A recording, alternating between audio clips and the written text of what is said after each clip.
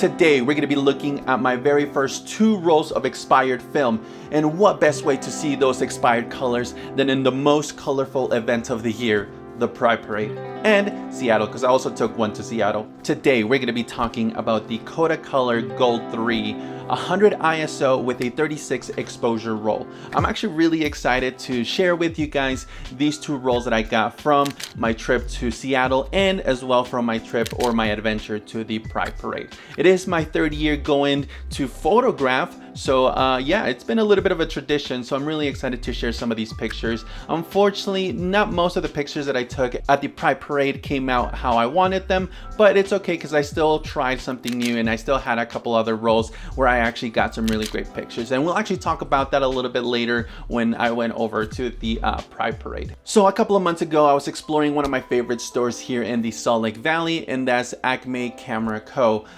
They're located downtown, not quite downtown, they're a little bit more south of there, but yeah, pretty close. Anyways, so if you guys want to go ahead and check them out, you guys can go ahead and Google it, get the address and all, but quick shout out to them. I actually get some of my rolls there. I did buy my very first film camera from there, so that is a fun fact, but I usually get some of the rolls that I shoot from them, as well as I develop with them. They're really great, so if you guys want to go ahead and check them out, feel free to go ahead and hit them up, and you guys should be able to find their social media somewhere down there. Anyways, yeah, so I was exploring their new location and I found a pretty interesting film box, and I was really interested on what it was, and I came up with the KODAK Color Gold 3. It's a 100 ISO with a 36 exposure. While I was doing a little bit of research, it does look like that is from a team up between Asia and Australia. So they teamed up to do a sort of collection, a heritage collection, through the early or mid 90s or something like that, 96. If you guys have a little bit more information about it, feel free to go ahead and leave it in the comments below. I would love to learn a little bit more about it, and maybe we can get a sort of take to it. We can come back and talk about it. But yeah, I was able to pick up 2 rolls of this film, and I took them to 2 locations, and I'm really excited to share some of these photos that I took. Let me know which one's your favorite, of course.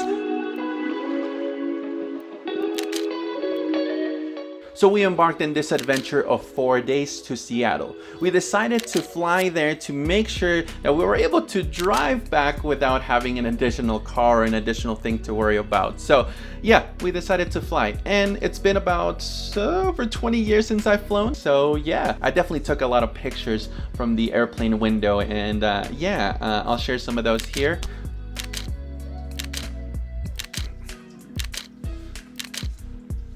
We flew from Salt Lake City to Las Vegas, and then from Las Vegas we flew to Seattle, and you guys will be able to see all the freaking videos and photos that I took shamelessly from the plane window. But yeah, anyways, it's been 20 years, so what do you want me to do? Anyways, we made it to Seattle, and we met a lot of family from my wife's side. We celebrated a birthday, and we celebrated our anniversary. So yeah, and yeah, I took the anniversary time that we had to take pictures. So yeah, thank you.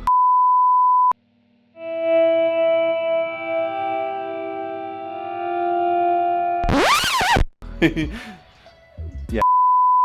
And so after packing and packing and packing, we finally got some time to go out to the city and sort of explore. So me and my wife embarked in this adventure to go to the Space Needle and the park around it. And of course, I took with me that KODAK Color Gold 3. And yeah, I was pretty surprised with what I got because I was a little bit worried about the exposure rules that I had to follow being an expired film. Now, I do remember that they said that the film was actually stored properly, so that kind of gave me hopes that it wasn't going to be too bad. But at the same time, I was a little bit worried because I didn't know if I was doing it right based on the math that you have to do. And so for example, if it's 100 ISO, if it's 1 decade older, so from what, 2014 at this point, you would have to underexpose at a stop. So instead of being 100 ISO, it could either be a 50 or a 64 ISO, depending on what you can do with your camera. After all of the results that I got here, of course this film is going to perform better under direct sunlight. The more light that we have, the better, especially when we have to underexpose for the decades that it's old now. So it's pretty interesting. I really like some of the colors that I was able to get, especially once again from direct light.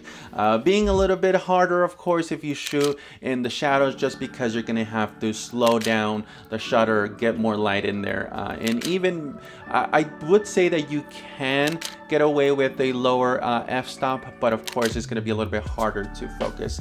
But yeah, I mean, it was great. I had so much fun and I really enjoyed some of the pictures that I got. Unfortunately, the Pride Parade one, there was, you know, there's not much that I could have done with that. I was experimenting with it. I was trying new things, and it turned out, it didn't turn out. So, but I was happy with what I was able to get.